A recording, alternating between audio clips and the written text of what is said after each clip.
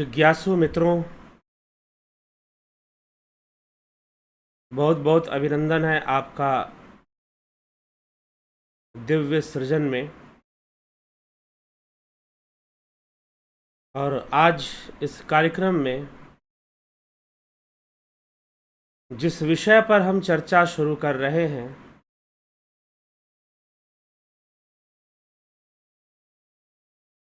वह विषय क्या है? वह विषय है शैव अद्वैत दर्शन, शैव अद्वैत विचारधारा, जिसके अंतर्गत जो ग्रंथ आते हैं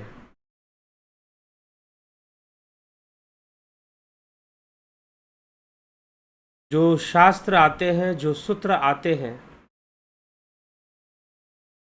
उनमें जो सबसे महत्वपूर्ण है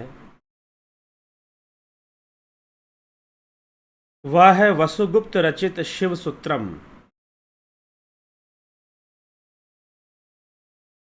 इसका भी आधार शैव आगम ग्रंथ हैं। कई तंत्र शास्त्र हैं जिसके अंतर्गत मालिनी तंत्र, रुद्रयामल तंत्र की चर्चा आती है, और भी तंत्र हैं, विज्ञान भैरव तंत्र। तो शैव अद्वैत दर्शन, इसका दूसरा नाम शैव त्रिक दर्शन भी है।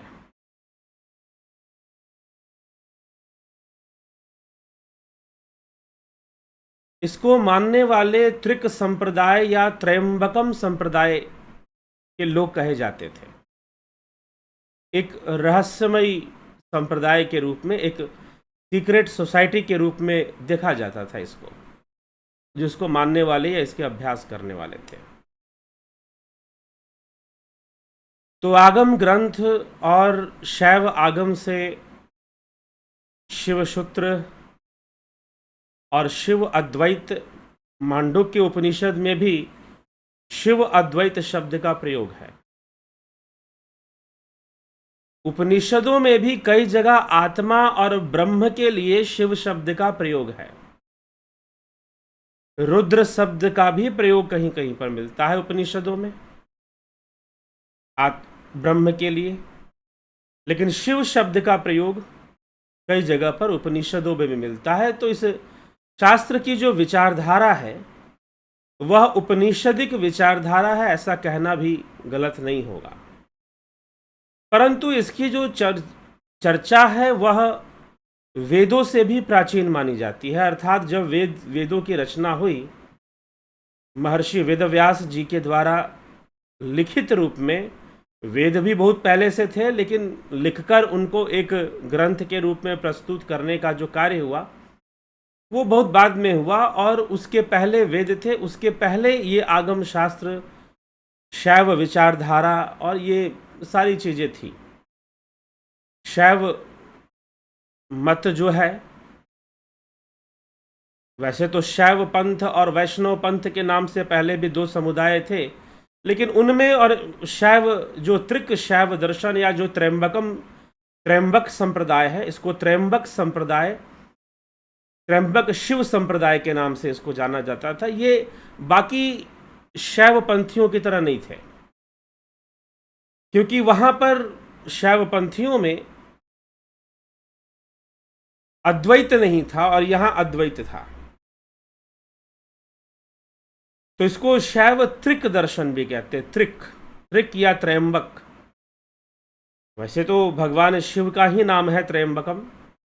तो इस प्रकार से इसे ऐसा क्यों कहते हैं, त्रिक क्यों कहते हैं? त्रिक दर्शन, शैव त्रिक दर्शन या शैव त्रिक अद्वैत दर्शन भी कहते हैं,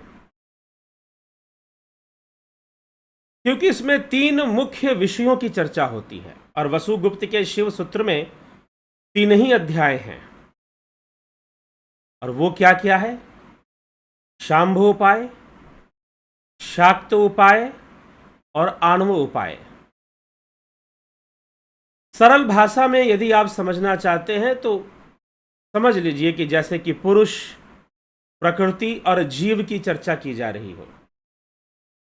लेकिन पुरुष, प्रकृति और जीव से कई विचारकों ने त्रैतवाद की स्थापना की है कि तीन सत्ताएं हैं, प्रकृति की सत्ता है, पुरुष की सत्ता है और जीव की सत्ता है, ऐसे कहा है। परंतु शैव त्रिक दर्शन की यह विशेषता है कि इसमें कोई तीन सत्ता की मान्यता नहीं है, एक ही सत्ता की मान्यता है और वह है शिव। और शिव की मान्यता ही शांभोपाय है, फिर शाक्त उपाय है, फिर आपके साधना की बहुत सूक्ष्म अनुभूतियां और जो सूक्ष्म साधन हुआ करते हैं। सूक्ष्म साधन, स्थूल साधन नहीं। स्थूल साधन में जैसे मंत्र जाप, त्राटक क्रिया, प्राणायाम आदि की जो क्रियाएं होती हैं ध्यान में प्रवेश करने के लिए, ये स्थूल साधन माने जाएंगे। तो सूक्ष्म कई क्रियाएं होती हैं। और फिर आणव उपाय। आणव उपाय का संबंध अणु से है, अणु मतलब जीव से है। ऐसा समझिए कि जैसे कि दो रूप से एक ही वस्तु को देखा जा रहा है, एक उसके समष्टि रूप को देखा जा रहा है और एक उसके व्यष्टि रूप को देखा जा रहा है। The one is integrated and another is differentiated. जब उसे अणु रूप में देखा जा रहा है तो वह उसका व्यष्टि रूप है, और जब उसे शिव रूप में देखा जा रहा है, ब्रह्म रूप में या शांभ रूप में देखा जा रहा है, भैरव रूप में देखा जा रहा है, भैरव का अर्थ भी वही चेतना है, परम चेतना, तो उस रूप में जब देखा जा रहा है तो उसे समष्टि रूप में देखा जा रहा है। कुछ इस तरह की भी समता या अनुकूलता इन विचारों में हमें मिलती है। तो समझने की इसीलिए कह दिया गया कि अलग अलग नहीं है, शिव एक ही है और जो कुछ भी है वो सब शिव ही है। मैं भी शिव हूं, तुम भी शिव हो, ये संसार भी शिव है, इस संसार में रहने वाली प्रत्येक सजीव निर्जीव प्रत्येक वस्तु भी शिव है और सब कुछ शिव है। बस ये तो इंद्रियों के वशीभूत प्रतिभासनाएं हैं। जीव की जागृत और स्वप्न अवस्था में होने वाली अनेकों प्रतिभासनाएं हैं। अज्ञानतावश मनुष्य उनको सत्य मान लेता है, क्योंकि उन प्रतिभासनाओं में ही आसक्तिवश उन्हीं में सत्यता का बोध होने लग जाता है। तो ऐसी स्थिति बन जाती है। इसलिए तंत्र लोक में, श्री तंत्र लोककार ग्रंथ में लिखा गया इस शैव मत के बारे में ही यह ग्रंथ भी है, तंत्र लोक से संबंधित। त्रिक शैव दर्शन पर आधारित है, शैव अद्वैत दर्शन पर आधारित है।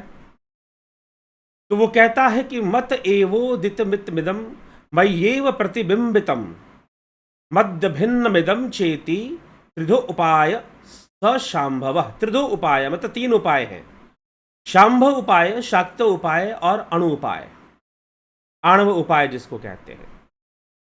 तो तंत्र लोककार के शब्दों में यह कहा जाता है कि इस प्रकार से कही जाती है जैसे कि शिव की धारणा कैसी है, ब्रह्म के समान। अगर आपने आदि गुरु शंकराचार्य का विवेक चूड़ामणि समझा है तो बहुत हद तक बातें समझ में जरूर आ जाएंगी कि मैं ही शिव हूं, मैं ही अपने स्वरूप भूत अहंतात्मक चिदाकाश में विश्व को प्रकाशित करता हूं। वास्तव में यह संपूर्ण जगत मेरे द्वारा ही प्रकाशित हो रहा है, मैं ही शिव हूं, इसलिए मैं ही इस विश्व का सृजन करता भी हूं। तथा यह सारा षड्ध्वज समुदाय अर्थात वर्ण, पद, मंत्र, कला, तत्व, इससे जो बना हुआ जो समुदाय संसार दिखाई दे रहा है, एवं भुवन, यह संसार मुझ चिद्रूप में, मेरे चित्त रूप में ही प्रतिभासित होता है। मतलब ये संपूर्ण संसार कहां पर प्रतिभासित हो रहा है? पतंजलि योग सूत्र पे आ जाइए, अगर आपने मेरा व्याख्यान सुना है तो। ये सारा जो वर्ल्ड है, जो सेंसुअल वर्ल्ड है, वेयर इज इट रिफ्लेक्टिंग? अगर आपने सुना है पतंजलि योग सूत्र तो कमेंट में उत्तर दे सकते हैं इस प्रश्न का। Where this world is reflecting,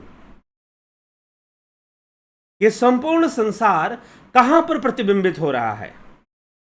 चित्त में प्रतिबिंबित हो रहा है। आपके चित्त में प्रतिबिंबित हो रहा है, तो मुझ चित्त रूप में ही इस संपूर्ण विश्व की प्रतिभासना है। संपूर्ण विश्व की प्रतिभासना इस चित्त में ही, मेरे में ही है। This world is not more than me. All the perceptions depend on me and all the perceptions are created by मी।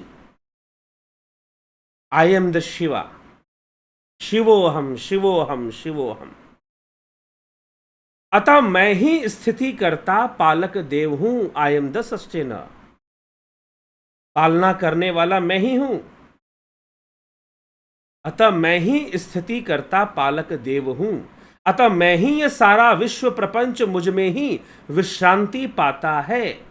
अतः मैं समस्त प्रमेय वर्ग का संहार करता शिव हूं। सृष्टि करता वही मैं ही हूं। I have created all this perceptions.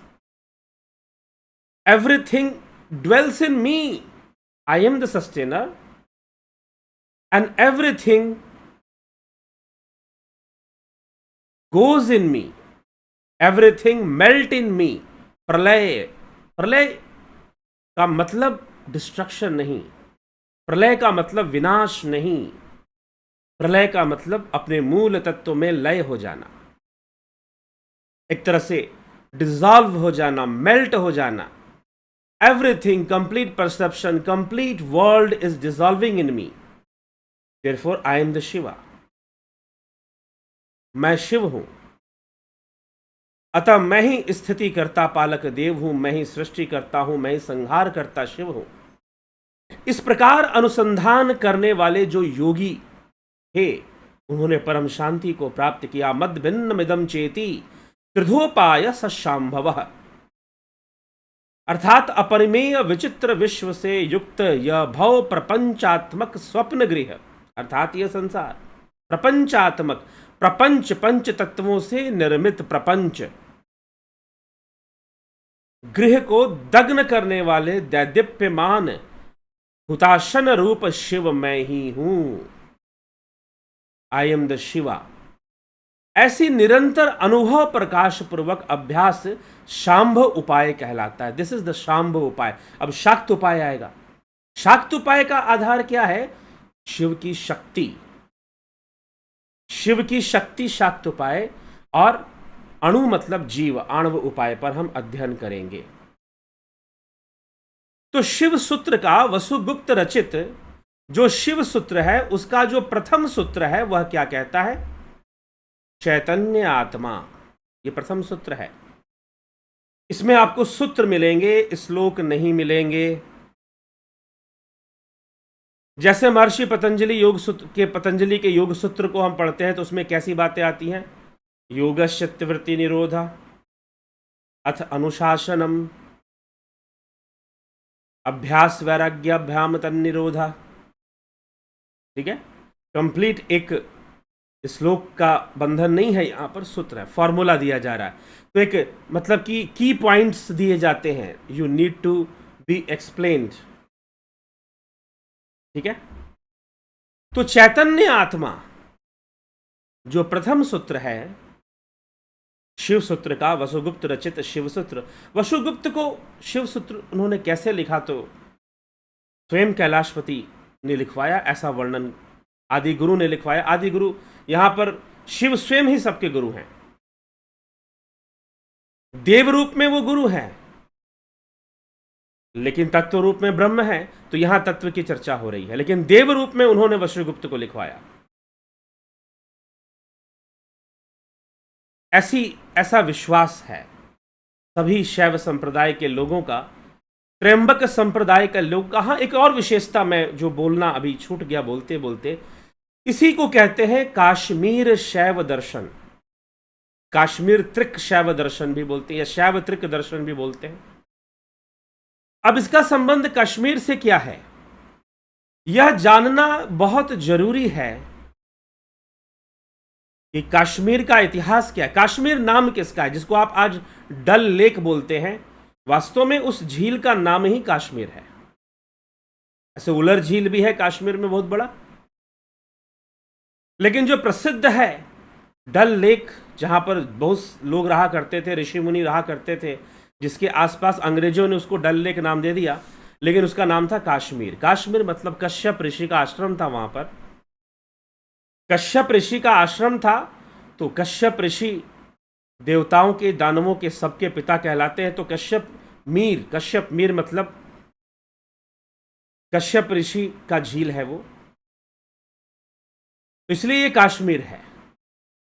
तो काश्मीर जो है उसका यह शैव दर्शन है, यह बताना भी बहुत महत्वपूर्ण रखता है, ताकि काश्मीर का जो इतिहास और सनातन और तंत्र साधना में, अद्वैत साधना में जो सहयोग है, सहयोग नहीं है अर्थात जड़ है, मूल स्तंभ है, इसे हम ये कहेंगे सनातन धर्म का अद्वैत सिद्धांत, वह वहां से प्रतिपादित होता है, वह वहां से हमें प्राप्त होता है। जो वसुगुप्त थे वो स्वयं वहीं के निवासी थे और उन्होंने अपनी सारी रचना वहीं पर की थी, और उन्हीं की शिष्य परंपरा में अभिनव गुप्त हुए, जिन्होंने फिर प्रतिभिज्ञा हृदयम की रचना की। शिव सूत्र की ही व्याख्या एक तरह से उन्होंने विस्तार से कर दी। तो भविष्य में हम उस पर भी थोड़ा मनन चिंतन करने का प्रयास करेंगे, लेकिन अभी शिव सूत्रों को, जो कि छोटे छोटे शब्दों में बहुत बड़ी बड़ी बातें लिखी गई हैं, तो पहला जो सूत्र है, प्रथम सूत्र है वसुगुप्त रचित शिव सूत्र का, चैतन्य आत्मा, अर्थात आत्मा ही चैतन्य है, चेतना ही आत्मा है।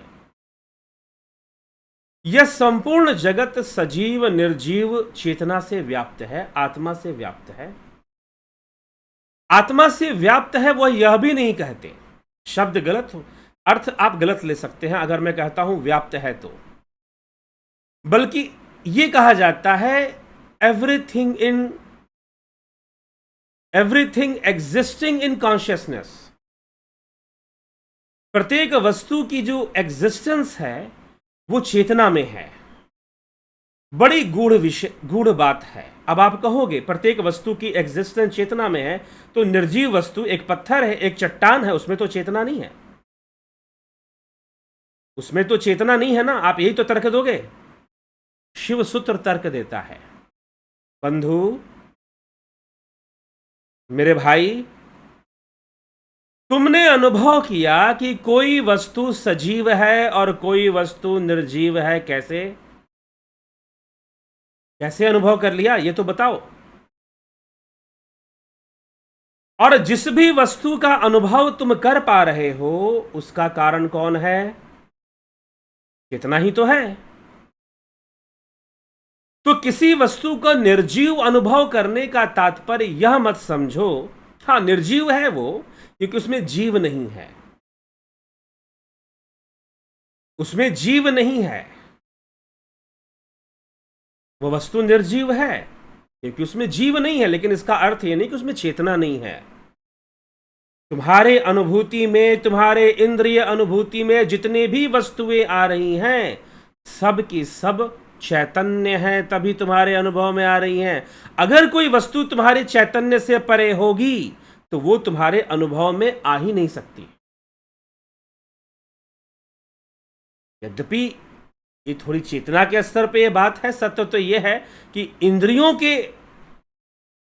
इंद्रियों के संपर्क में जो वस्तु नहीं आ सकती, आप उसका अनुभव नहीं कर सकते। तो यदि आपने किसी वस्तु को यह अनुभव किया कि यह निर्जीव है, तो वो निर्चेत नहीं है। आपकी चेतना उसे पकड़ रही है, आपकी इंद्रिय चेतना। अब एक प्रतिभासना है इंद्रिय चेतना, जीव चेतना, यह भी एक प्रतिभासना हो जाती है।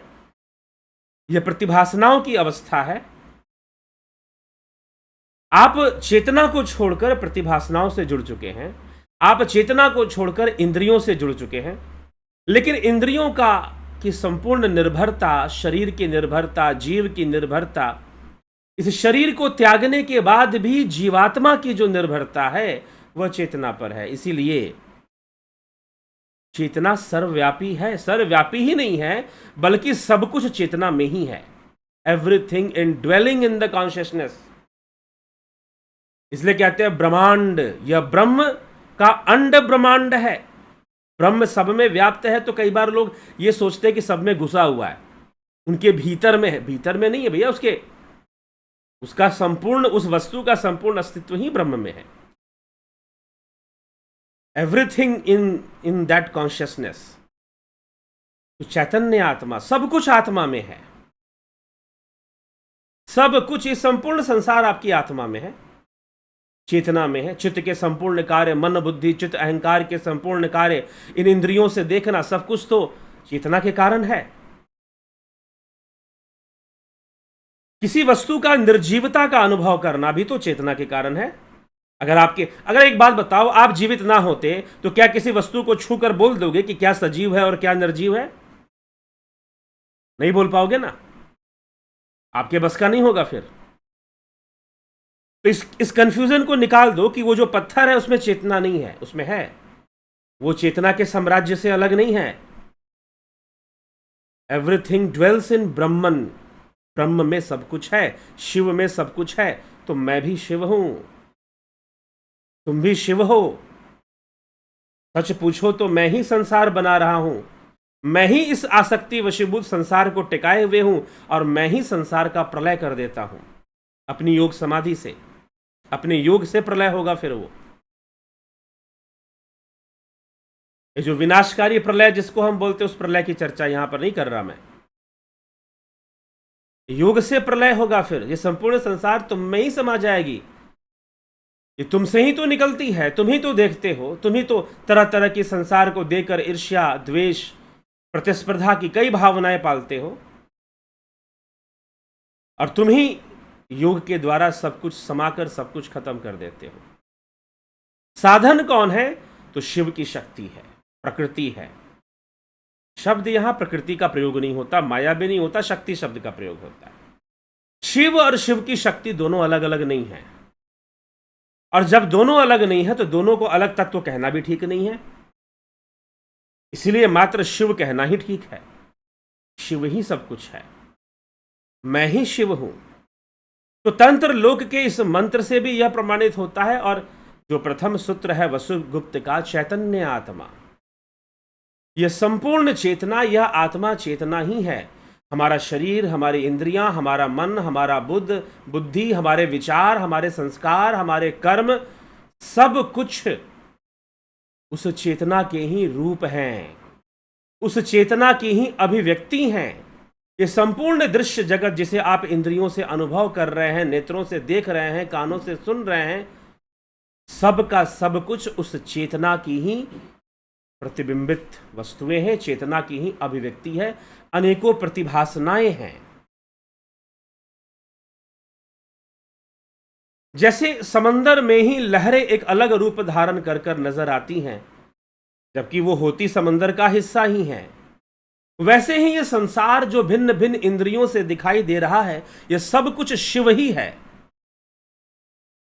लेकिन इंद्रिय भेद के कारण, और यह भेद भी शिव ही है।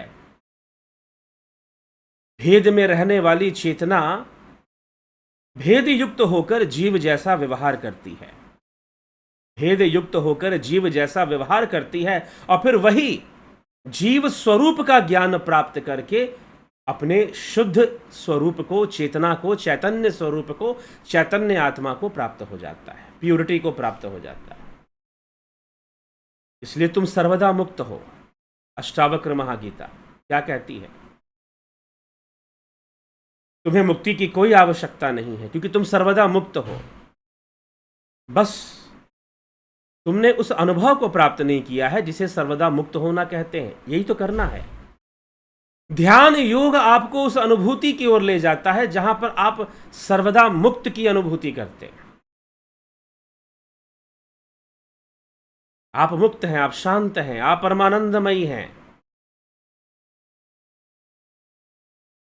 यही आपका अनुभव होना चाहिए।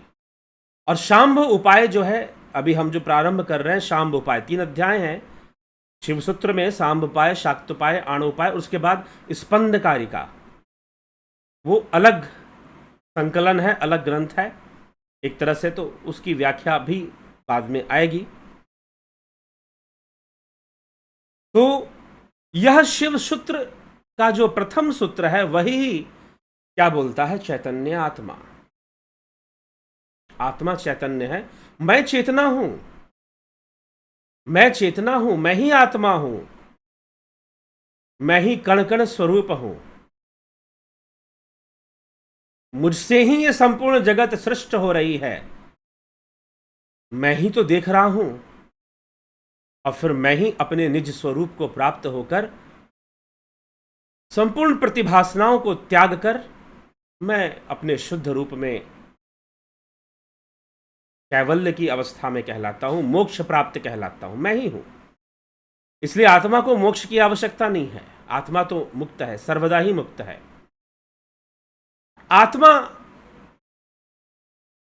आत्मा की वो प्रतिभासना जो जीव युक्त हो गई है, जो जीव का एक तरह से निर्माण करती हुई नजर आ रही है नहीं फिर भी दिख रही है।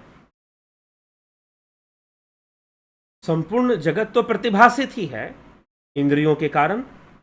ये इंद्रियां सो जाएं, एक बार बेहोश हो जाओ, नींद में चले जाओ, सुषुप्ति की अवस्था में संपूर्ण संसार कहां चला जाता है, समय कहां चला जाता है। तुम कहते हो कि काल है, तुम सो जाते हो, उठते हो तो कितने घंटे बीत गए पता नहीं चलता। 5 घंटे 6 घंटे मामूली सी बात है, आप सो जाएंगे, सुषुप्ति अवस्था में चले गए, 4 घंटे निकल गए। हो सकता है कि आपको आधे घंटे तक कुछ पता चले, उसके बाद जैसी गहरी निद्रा में गए और जब उठे तो 4-5 घंटे का समय निकल चुका है बड़े आराम से। एक बात बताओ, यदि आपको सुषुप्ति अवस्था ना मिले, यदि आप निद्रा में ना जाए तो 5 घंटे लगातार जरा लेट कर दिखाओ, कमर ना दुख गई तो बताना,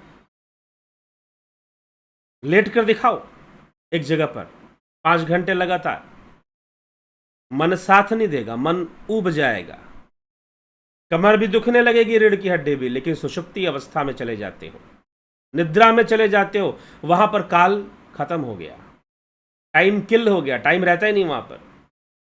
तो समय की भासना हो गई, काल की भासना हो गई, माया की भासना। यद्यपि माया विषय नहीं है शैव दर्शन का, हाँ केवल अद्वैत का विषय है। केवल अद्वैत जो आदि गुरु शंकराचार्य जो केवल अद्वैत को रखते हैं, ब्रह्म और शिव एक ही तत्व की चर्चा यहां पर शिव रूप में होगी, ब्रह्म शब्द का प्रयोग भी नहीं होगा। शिव सूत्र में मैं बता रहा हूं, हाँ कुछ दूसरे शैव दर्शन के ग्रंथों में मिल जाए तो बात अलग है। तो इस प्रकार से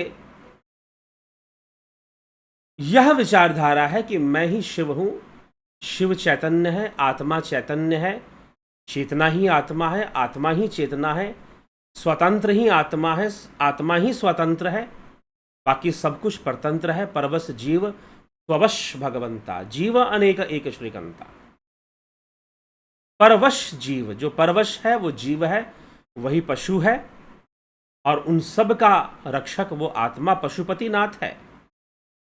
ऐसे भी वर्णन मिलता है शैव दर्शन के मंत्रों में। तो शिव चैतन्य है, आत्मा चैतन्य है, मैं चेतना हूं, और ये संपूर्ण संसार इसी चेतना में है। इस चेतना के बाहर किसी वस्तु का कोई अस्तित्व हमारे लिए नहीं है, ना कोई वस्तु होती है। जो कुछ है सब चेतन है। इसीलिए मत कहो कि पत्थर में चेतना नहीं है। अगर पत्थर में चेतना ना होती तो वो तुम्हारे अनुभव का विषय ही ना बन पाता। हाँ वो निर्जीव है ये कहना सही है, लेकिन उसको निर्चेतन कहना सही नहीं है। इसलिए चेतना सर्वदा है, सर्वव्यापी है, काल के परे है। जब सर्वदा है तो काल के परे हो ही जाएगा। जो वस्तु हमेशा है, भूत में भी है, भविष्य में भी है, और वर्तमान में भी रह रही है, तो उसको आप काल के परे ही तो कहोगे ना। सनातन है, फिर वही वस्तु सनातन है। इसीलिए यह शैव दर्शन शुद्ध सनातन धर्म की विचारधारा है। ठीक है। तो चैतन्य आत्मा, यह आत्मा चैतन्य है, मैं चैतन्य हूँ, मैं ही शिव हूँ, सब कुछ शिव में है। यह इंद्रियां, यह विचार, यह मन, बुद्धि, चित्त, अहंकार और इनसे अनुभव होने वाला यह संपूर्ण संसार, सुख और दुख के भोगों को प्राप्त करने वाला यह संपूर्ण संसार और यह जीव, सब कुछ ही चैतन्य है, चैतन्य की अभिव्यक्ति है। चैतन्य में ही अनेकों प्रतिभासनाएं हो रही हैं। जैसे जल के अंदर ही अनेकों प्रतिभासनाएं हमें होती हैं, पानी में कभी पानी कैसा रूप धारण करेगा, कभी कैसा रूप धारण करेगा,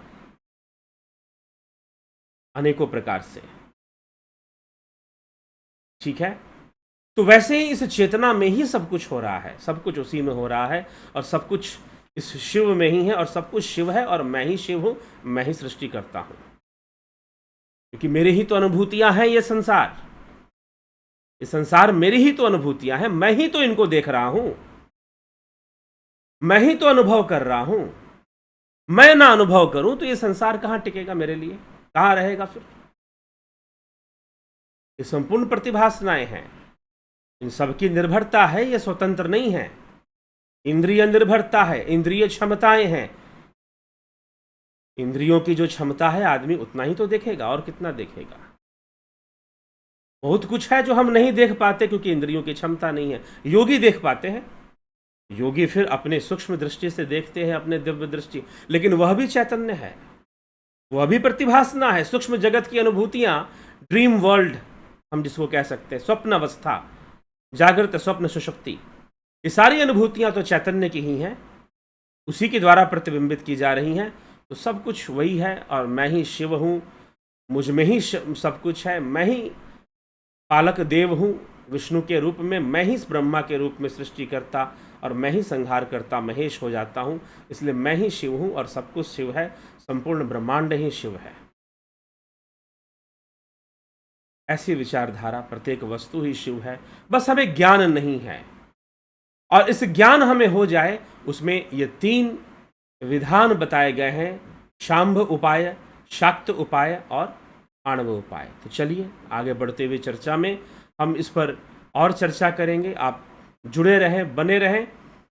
ध्यान योग का कोर्स आप करना चाहते हैं, अवश्य ज्वाइन कीजिए। लेकिन जो लोग ज्वाइन करते हैं या पेमेंट करते हैं, अपनी डिटेल्स भी जरूर दे देंगे, और आप नंबर के माध्यम से हमें संपर्क कर कर ही ज्वाइन करेंगे, बिना संपर्क किए आप YouTube चैनल पर जाकर ज्वाइन ना करें, बल्कि सीधा आप संपर्क करके हमें ज्वाइन करें। और जो नंबर दिया गया है डिस्क्रिप्शन में, वहां पर आप ज्वाइन कीजिए, 9661802459। इस नंबर पर आपको संपर्क कर कर सारा डिटेल्स आपको ले लेना है, और डिटेल्स लेकर ही आपको ज्वाइन करना है। आपको बताया जाएगा कि कैसे ज्वाइन करने हैं, कोर्स कैसे चलेगा, कोर्स के क्या नियम होंगे, आपको सारी चीज़ बताई जाएगी। तभी तो आप ऐसे, इसलिए YouTube के ज्वाइन बटन से ज्वाइन ना कर कर आपको सीधा संपर्क करके आपको ज्वाइन करना है। ठीक है, चलिए जिज्ञासुओं, इसी प्रकार से यह शिव सूत्रों पे चर्चा आगे बढ़ती रहेगी। आप जुड़े रहें, बने रहें। देखिए, साधना का विषय है। शिव सूत्र में ऐसे सूत्र हैं जो कि आपको अंतर्मुखी कर देंगे।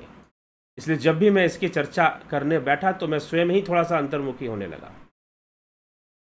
ठीक है, डीप कॉन्सेप्ट्स हैं, अद्वैत वैसे ही गहरी विचारधारा है, लेकिन इतनी तर्कपूर्ण होती है। आदि गुरु शंकराचार्य का दर्शन इसीलिए विश्व मान्य और विश्व सम्मानित हुआ। विश्व के बड़े बड़े विचारकों ने उस विचारधारा से प्रभावित होकर उन्होंने अपनी फिलॉसफीज लिख दी। वेस्ट के अंदर, जर्मनी के अंदर ऐसे कई सारे विचारक हुए जिन्होंने पतंजलि का योग सूत्र, आदि गुरु शंकराचार्य के जो सूत्र हैं, जो उनके जो विचारधारा है, विवेक चूड़ामणि मुख्य ग्रंथ है उसमें, तो उससे प्रभावित होकर उन्होंने कई अपने विचारधाराएं बनाई, अपनी फिलॉसफीज भी लिखी हैं। इसके प्रमाण मिलते हैं और प्रूव किया जा सकता है, प्रमाणित किया जा सकता है इस बात को। इसीलिए मैं बोल रहा हूँ। और मैं कई बार वेस्टर्न फिलॉसफी, एडमंड हसरल की फिलॉसफी है, जिसमें कि आपको रिडक्शन थ्योरी आया करती है, फेनोमेनोलॉजी आया करती है। आप पढ़ेंगे तो आपको लगेगा कि शायद कुछ बातें ली जा रही हैं। तो इसीलिए यह जो शैव दर्शन है, यह भी अपने आप में अद्वैत और अद्वैत को प्रमाणित करता है।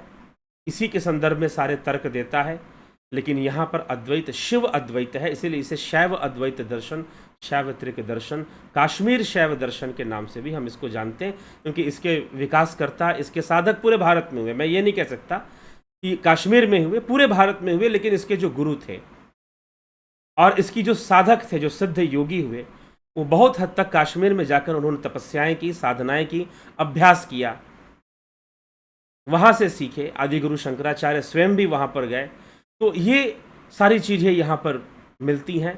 तो यह कश्मीर की का जो एक स्तंभ है वो काशी से कम नहीं है, ध्यान रखिएगा। अगर हम काशी को एक केंद्र मानते हैं, वहाँ पर बहुत सारे हमारे विद्वान ऋषि मुनि भी हुए जिन्होंने शास्त्रों की वहाँ बैठकर रचना की। स्वयं आदि गुरु शंकराचार्य ने अपनी रचनाएं वहाँ पर की, और कई संत हुए, संत रविदास हुए, कबीर हो गए, जिनका संबंध वर्तमान में इधर जो मध्यकालीन युग में जो संत हुए हैं जिन्होंने अवधी भाषा में काफ़ी रचनाएं की हैं, तो उन सब का भी अपना संबंध काशी से ही था। तो जिस प्रकार से हम काशी का एक महत्व देखते हैं, तो उसी प्रकार से कश्मीर का इस विषय में बहुत महत्व है, जिसको शायद लोग नहीं जानते हैं।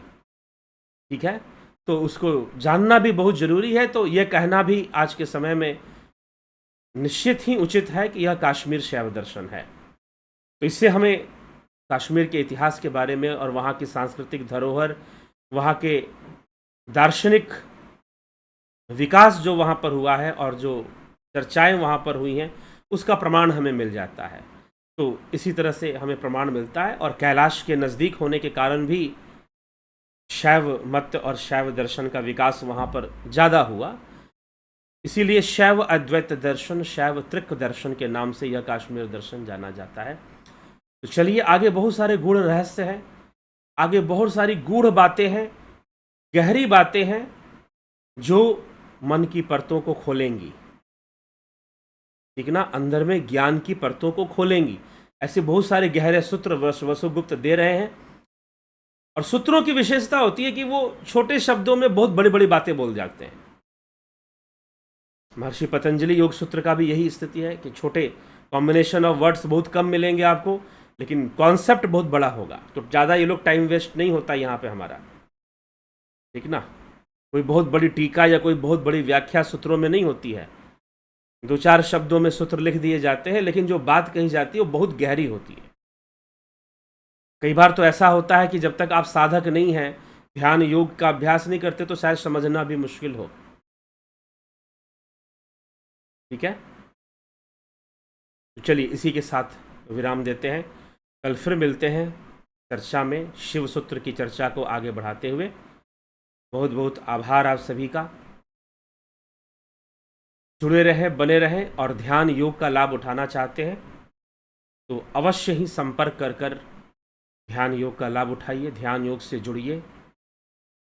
ऑनलाइन कोर्स चलता है, बहुत जल्द इस चीज़ की तैयारी भी चल रही है कि ऑफलाइन कोर्स भी आपको मिल सके। तो उसके बारे में बाद में जानकारी आपको दी जाएगी, लेकिन फ़िलहाल तो वर्तमान में तो यह ऑनलाइन कोर्स के रूप में ही चल रहा है। लेकिन ज़रूर पूरा प्रयास है कि कुछ महीने बाद ही ऐसा संभव है, ऑफलाइन भी आप ज्वाइन कर सकते हैं। लेकिन ऐसा नहीं है कि जो ऑनलाइन कर रहे हैं वो बाद में ऑफलाइन नहीं कर सकते। जो ऑनलाइन कर लेंगे उनके लिए तो ऑफलाइन निःशुल्क उनको प्राप्त होगा बाद में। तो जब शुरू होगा तब।